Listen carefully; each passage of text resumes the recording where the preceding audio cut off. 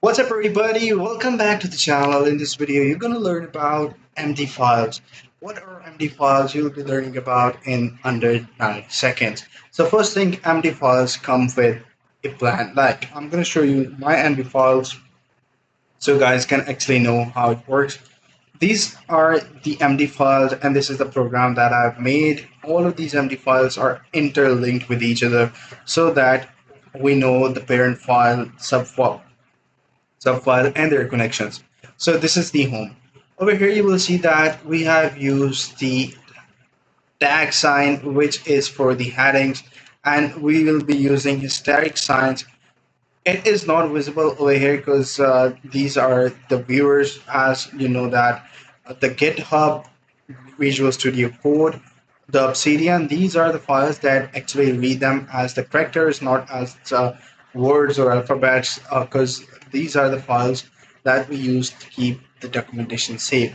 Now, these are also be able to use to keep the ideas, to keep the skills intact, so that if you want to go to the Claude, and these are the 15 markdown files for me for my one of my softwares.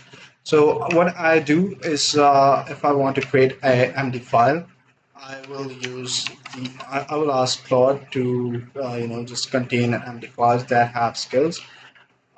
Hey Claude, can you create a markdown file for all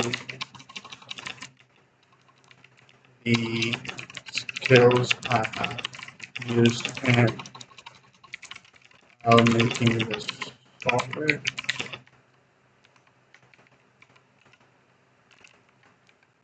So obviously it will go ahead and start creating it, and then we'll create a markdown file for all the skills that will be intact. Now, if you guys want to give a sort of information to the Claude, you won't be looking forward to go ahead and read the whole session, because it will consume a lot of connections and a lot of credits, a lot of cache memory. What you guys can do, you guys can always document and save everything inside of a MD file where Claude can read it, and it consumes very less credit to read that file. So that is pretty much it. I hope you find this video helpful. See you in the next one. Take care. Bye bye.